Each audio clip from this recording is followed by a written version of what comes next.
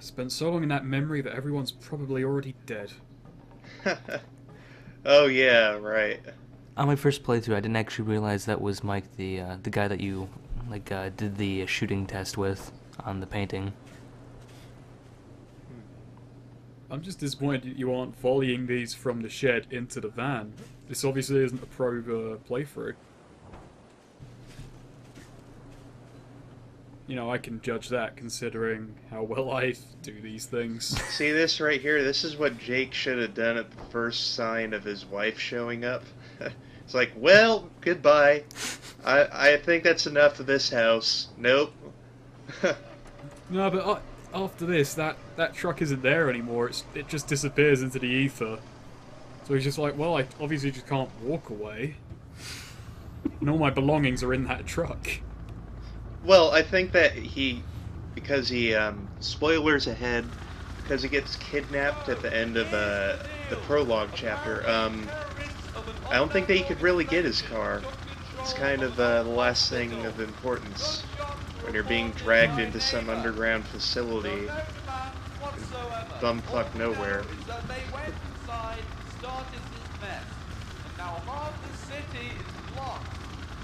I found his voice acting in this part a little bit weird. Well, Prologue was when they were still a bit green, but the quality drastically improves in Chapter 1.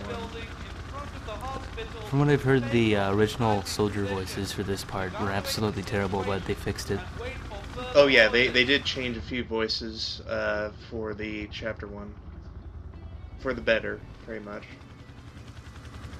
I like the amount of detail that was actually put into the buildings at this part. Well, it's still Source. They do look a bit blocky as usual, but that's not really a huge complaint. They had an effort to try and unblockify it, though.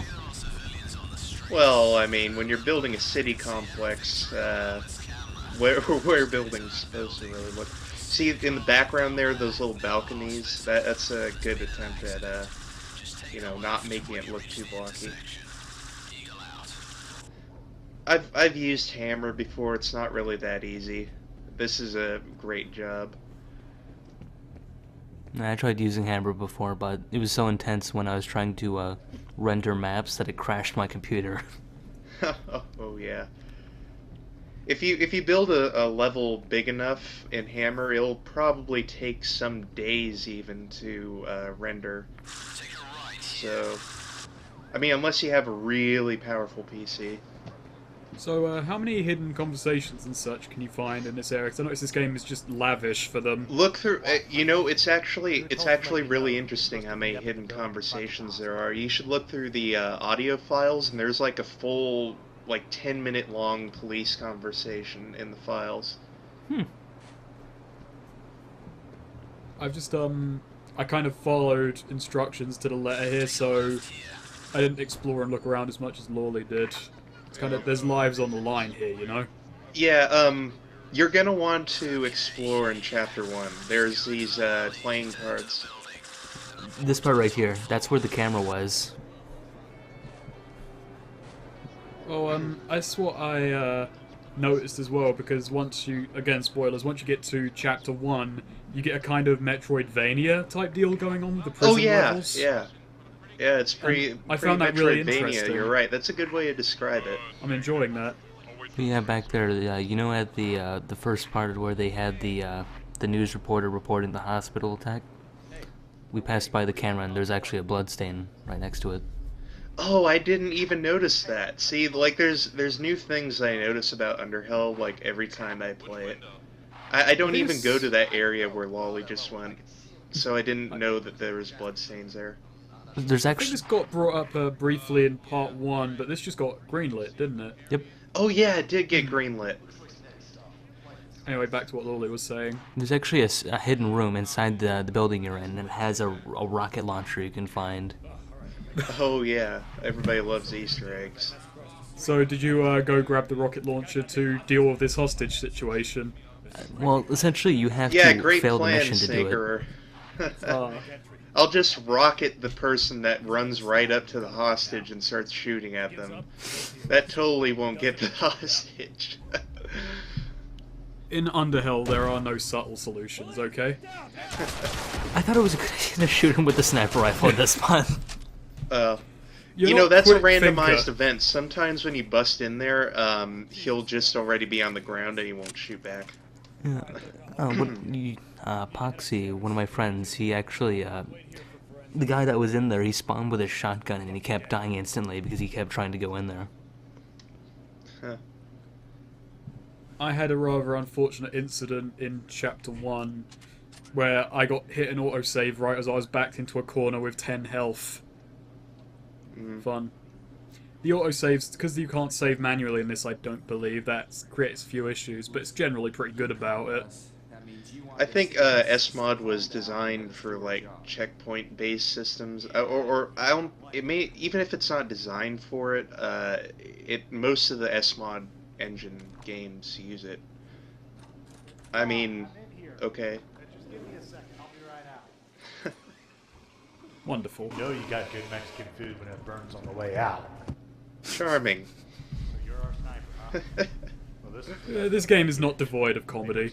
Oh Even yeah, if it was I just do. toilet humor. That if anything happens anywhere else, this is the best spot. Even though it's a pretty fucking depressing universe Jake lives in. Yeah.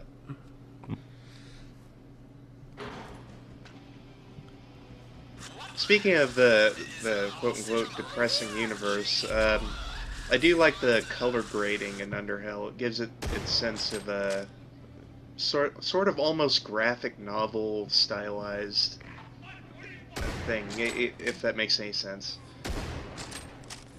Now I noticed this is actually really easy once you realize that once they get to that point they pause, so you could just like line them up there and drop them one by one. What I'm wondering, why is there a pile of corpses? Man, she's pretty tough taking all those bullets. I wonder if she'll make it. I really did horrible at this spot. Yeah, the hostage So actually died. Yeah, Yeah. you can save her. You actually get a little notification of it in your garage. Lolly, when you're sniping, the trick is to aim where they're going to be and not where they are. That's what I usually do, but because of I was recording, I get lower frames, so I couldn't really predict as well. Also, another good tip is to shoot at the point where they're going to be, then go and stand in place forever. Yeah, but then they get a couple shots in on the hostage. She's got more than enough health to tank it. She's tough. Besides, she's at a hospital. That's the Then best why place to didn't get Lolly shot. save her? Look, okay, my thoughts aren't foolproof, alright? They're in fact rather terrible, but it worked No, for no, me. Lolly's just rather terrible. Hey, I can attest to the frame rate issue. I used to have a really old PC where I had to play, like, Unreal Tournament at, like, 15 frames per second. And I still did good. That's no excuse. I always love when a game matches up to the CPU speed, so you don't get lag, you get slow motion. That's always my favorite That sounds thing. like what emulators do. Yeah. Now, I really love the Spaz 12 model in this game. Oh, Spaz yeah. 12 is also the shotgun in base Half-Life 2. This model kind of beats it out, in my opinion. I like the fold that's on top of it. I remember the first time I played Prologue and I heard the soundtrack, I was like, oh man, this is so cool.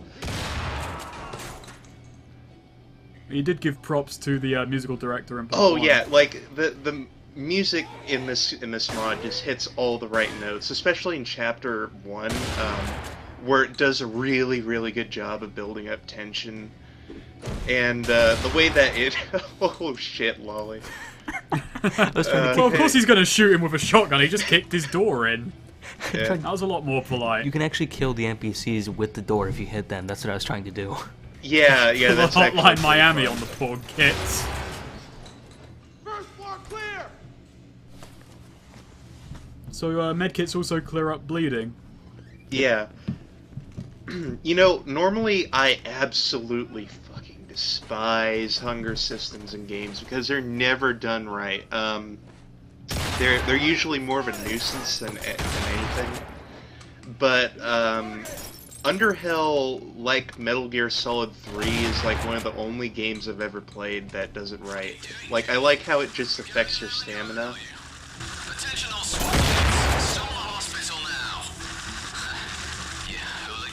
And also ties into the survival aspects of the story later on.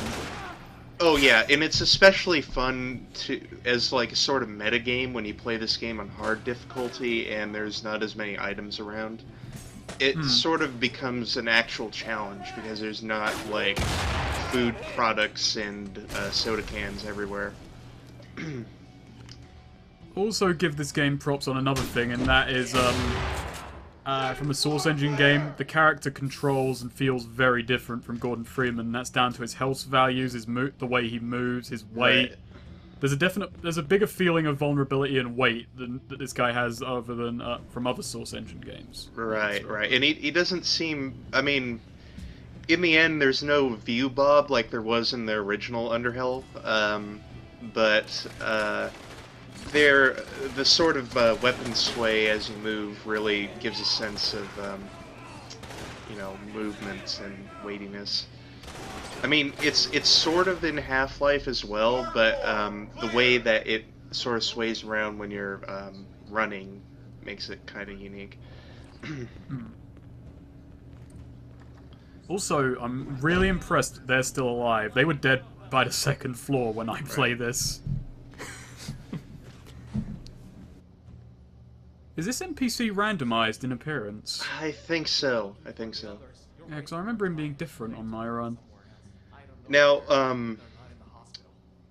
fun fact, at first I thought the green text was actually Jake, but during the Underhell launch I got in the official Underhell Steam group chat, and they said that was actually a helicopter pilot. Though, I mean, I guess the mic's really good because I wouldn't really know how you'd hear the hostage over Jake.